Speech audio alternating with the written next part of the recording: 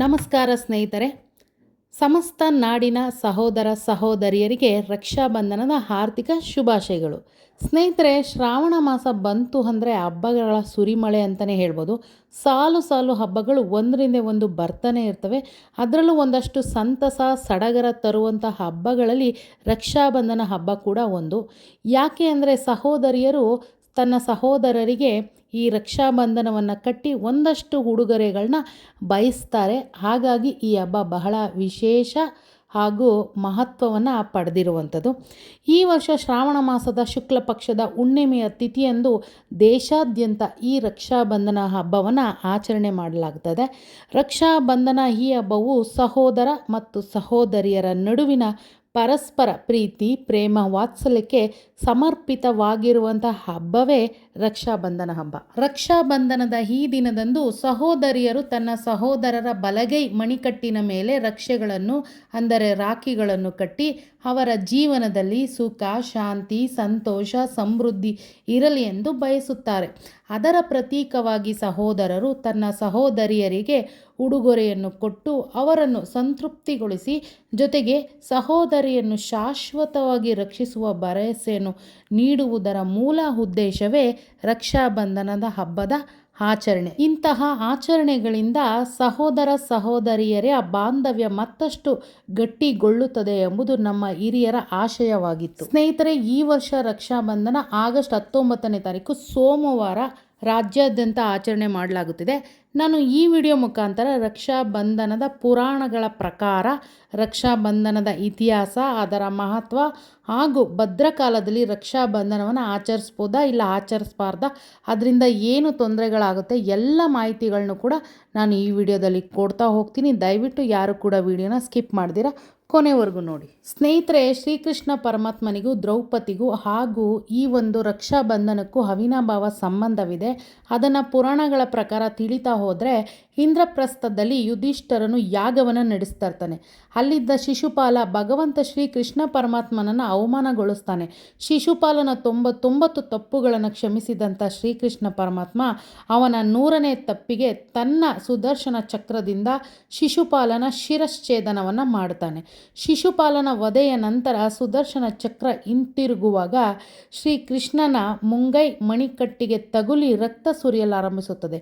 ಆಗ ಅಲ್ಲಿಯೇ ಇದ್ದ ದ್ರೌಪದಿಯು ತನ್ನ ಸೀರೆಯ ಸೆರಗನ್ನು ಹರಿದು ಕೃಷ್ಣನ ಮಣಿಕಟ್ಟಿಗೆ ಕಟ್ಟುತ್ತಾಳೆ. ಆಗ ದ್ರೌಪದಿಯ ಈ ನಡೆಯಿಂದ ಭಾವಪರವಶನಾದ ಶ್ರೀಕೃಷ್ಣ ಪರಮಾತ್ಮನು ಅಂದು ದ್ರೌಪದಿಯನ್ನು ತಂಗಿಯಾಗಿ ಸ್ವೀಕರಿಸಿ ಜೀವನ ಪೂರ್ತಿ ಅವಳ ರಕ್ಷಿಸುವಾಗಿ ಭರವಸೆಯನ್ನು ನೀಡುತ್ತಾನೆ.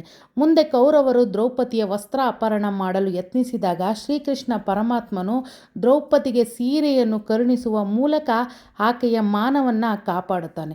ಹೀಗೆ ದ್ರೌಪದಿ ತನ್ನ ಸೀರೆಯ ತುಂಡಿನಿಂದ ಶ್ರೀಕೃಷ್ಣ ಪರಮಾತ್ಮರ ಕೈಯಿಂದ ರಕ್ತ ಸೂರ್ಯದಂತೆ ತಡೆದ ದಿನವೇ ರಕ್ಷಾಬಂಧನ ದಿನವಾಗಿ ಆಚರಣೆ ಮಾಡ್ಕೊಂಡು ಬಂದಿದ್ದಾರೆ ಅಂತ ಪುರಾಣಗಳ ಪ್ರಕಾರ ತಿಳಿಯೋದಾಗಿದೆ. ಸ್ನೇಹಿತರೆ, ಇನ್ನು ವಿಷ್ಣು ಪುರಾಣದ ಪ್ರಕಾರ ತಿಳಿಯೋದಾದರೆ ಮಹಾವಿಷ್ಣು ದೇವರು ವಾಮನ ಅವತಾರವನ್ನು ತಾಳಿ 3 ಲೋಕಗಳನ್ನು ಜಯಿಸಿದಂತಹ ಬಲಿಚಕ್ರವರ್ತಿಯನ್ನು ರಸಾತಳ ಲೋಕಕ್ಕೆ ತಳ್ಳಿದ ನಂತರ ಬಲಿಚಕ್ರವರ್ತಿಯು ಮಹಾವಿಷ್ಣು ದೇವರಿಗೆ ತನ್ನೊಡನೆ ತನ್ನ ಅರಮನೆಯಲ್ಲಿಯೇ ಮಹಾವಿಷ್ಣು ದೇವರನ್ನು ವಾಸಿಸಲು ಕೋರಿಕೊಳ್ಳುತ್ತಾನೆ.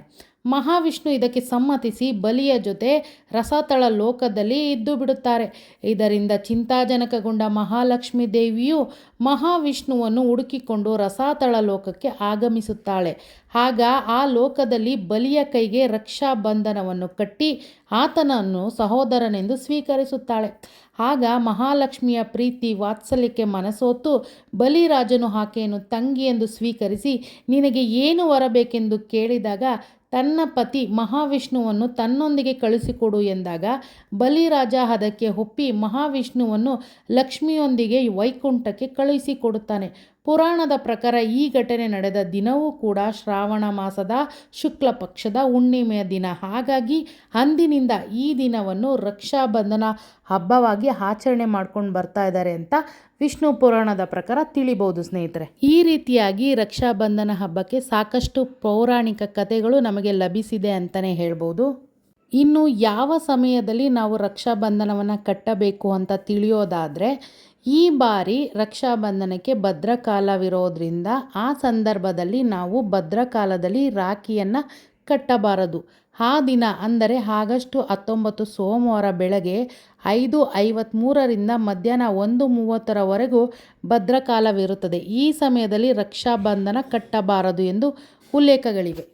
ಈ ಭದ್ರಕಾಲದಲ್ಲಿ ಕಟ್ಟುವ ರಕ್ಷಾಬಂಧನ ಯಾವುದೇ ಫಲ ನೀಡುವುದಿಲ್ಲ ಹಾಗೂ ಜೀವನದಲ್ಲಿ ದುಃಖ ಉಂಟಾಗಿ ಈ ಸಂಬಂಧಗಳು ಹಾಳಾಗುತ್ತದೆ ಎಂಬುದು ತಿಳಿದು ಬಂದಿದೆ.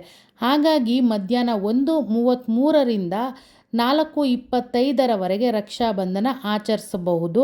ಸಂಜೆ 6:56ರಿಂದ ರಾತ್ರಿ 9:08ರವರೆಗೆ ರಕ್ಷಾಬಂಧನ ಕಟ್ಟಬಹುದು. ಸ್ನೇಹಿತರೆ, ಪ್ರತಿಯೊಂದು ಹಬ್ಬಕ್ಕೂ ತನ್ನದೇ ಆದ ವೈಶಿಷ್ಟ್ಯತೆ ವಿಶೇಷತೆಯಿಂದ ಕೂಡಿರುತ್ತದೆ. ಪ್ರತಿಯೊಂದು ಹಬ್ಬದಲ್ಲೂ ನಾವು ಬಾಂಧವ್ಯವನ್ನು ನೋಡುತ್ತೇವೆ. ಅಂಥ ಬಾಂಧವ್ಯದ ಹಬ್ಬ ರಕ್ಷಾಬಂಧನ ಹಬ್ಬ. ನಮ್ಮೆಲ್ಲರ ಜೀವನದಲ್ಲಿ ಶುಭ ಉಂಟಾಗಲಿ ಎಂದು ಆಶಿಸುತ್ತಾ ಎಲ್ಲರಿಗೂ ಕೂಡ ಮತ್ತೊಮ್ಮೆ ರಕ್ಷಾಬಂಧನದ ಶುಭಾಶಯಗಳು ಸ್ನೇಹಿತರೆ. ನಮಸ್ಕಾರ.